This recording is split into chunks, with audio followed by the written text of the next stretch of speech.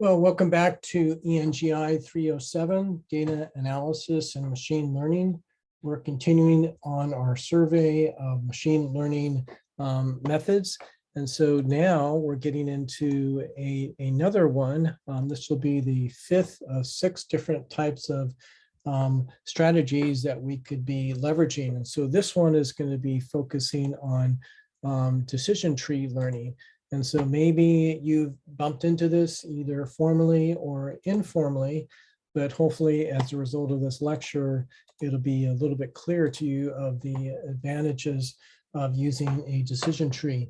And so a decision tree is a way of like codifying yes and no answers, for example, that you could get down to a diagnostic that gets you to what makes the most sense.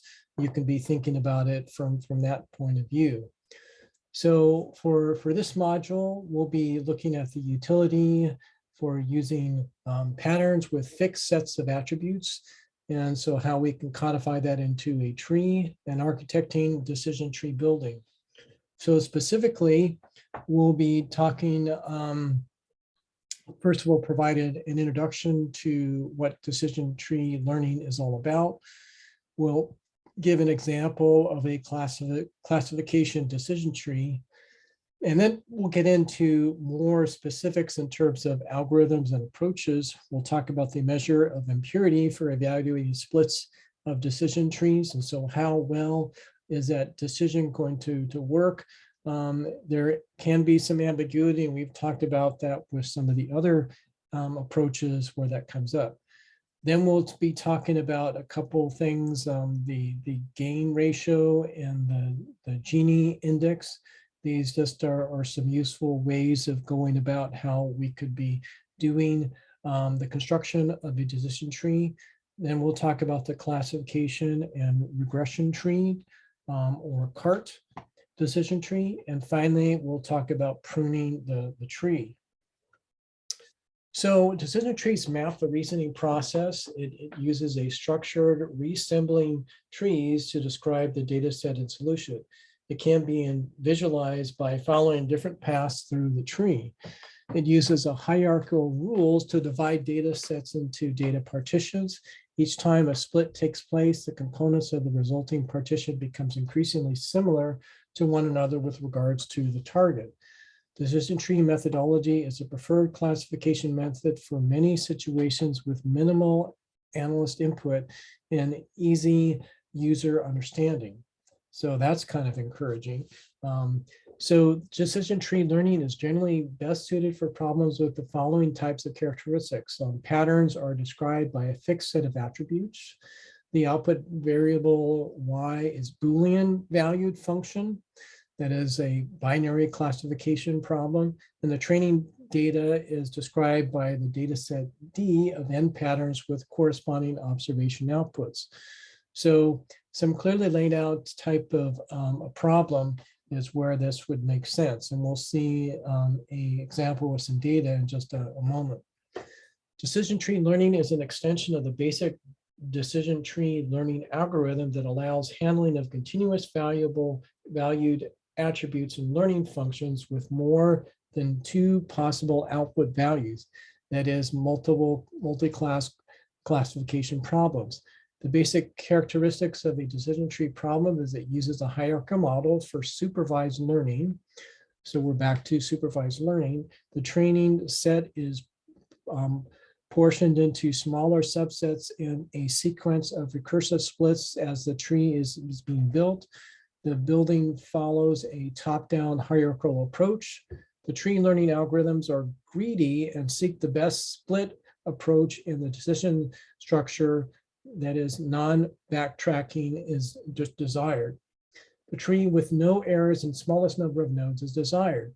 The divide and conquer approach of frequently used heuristic is the tree building strategy. So here's an example data set that would be ideal for coming up with a classification, a decision tree classification. So we have 14 instances that are laid out here. We have various parameters, the outlook, temperature, humidity, and wind. So 4 features. And then the basic outcome is we are going to decide whether or not to play tennis based on these 4 features. And so we have our data that will be used there. So in the sample data set shown on the previous slide, the input variables are outlook, temperature, humidity, and wind. The target variable output is play tennis.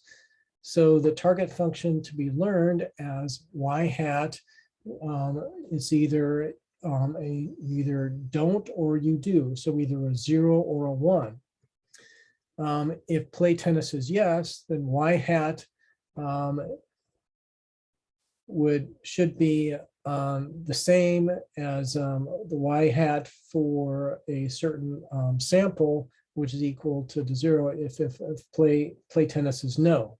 So y hat I is identical to the y hat of a certain sample is equal to 1, then we play tennis yes. And then we have alternately for the situation where there's no. So 2 situations that are laid out here. The set S of patterns has 14 data samples. The circle at the top of the diagram is a root node, the data set containing all the training data set to grow the tree. So here is what the tree that would look like. So this would be the decision tree for weather day data. So you start out with the outlook. Then we look at humidity, and then we have the ultimate value down here. So there's situations where we play tennis, there's situations where we don't play tennis for each one of those bottom of the tree elements. The tree always starts from the root node and grows by splitting the data at each level into new nodes, the daughter nodes. The root node, parent node contains the entire data, and daughter nodes, internal nodes hold respective subsets of the data. All the nodes are connected by branches shown by the line segments. The nodes that are at the end of the branches are called terminal nodes or leaf nodes shown by boxes. The leaf node in the previous figure are class labels. Okay, let's break this up. I'll end the video here and then I'll come back in just a minute.